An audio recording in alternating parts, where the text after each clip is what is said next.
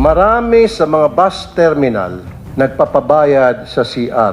Nagbayad na siya ng kanyang pamasahe. Gusto niyang gumamit ng CR. Kailangan niyo bumayad ng 5 piso, 10 piso? Pinapayagan niyo po yun?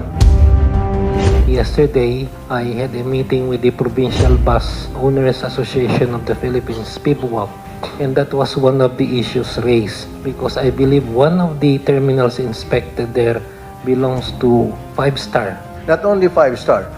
Kasi nung mag-inspect po ako, meron ako nakitang violation nga doon sa CR sa 5-star. Meron pa isa, dalawa yun eh.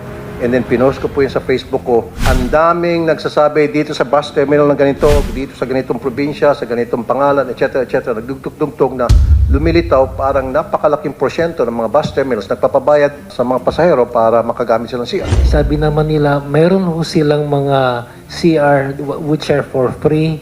Meron din daw po silang CR na may bayad po. My request to them is, pwedeng buksan na lang lahat at wala na lang pong bayad lahat. We will be having a second meeting this December to address that issue na sana wala na lang may bayad lahat. Naintindihan ko po yung sinabi nyo. Yeah, totoo yun. May CR na walang bayad. Yung walang bayad, iisa lang yung toilet bowl. Maging lalaki, babae, masikip, mabaho, walang toilet paper, walang tubig, etc.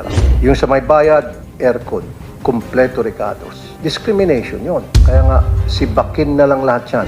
I'll give you 1 week po, sir. Tanggalin po lahat ng mga CR na nagpapabayad, yung mga box doon na maghulog ka ng pera at may bantay. Pagtatanggalin nyo yan, dahil kapag nag-inspect po ako ulit, magpapadala ko ng sarili kong mga tao at nandyan pa rin yung mga CR na nagpapabayad, tatamaan po kayo. Of course, Your Honor, we will conduct an inspection next week of all the major bus terminals, first in Metro Manila, then we will do that in the regional centers. Mr. Chair, we give you our assurance. As in Thank you, fact, sir. we So have 1 week, sir, ha? already met. 1 week. Of course, sir. Wala na We pong will. bayad sa lahat ng CR. We will do Sa that, mga sir. bus terminal. We will do that, sir.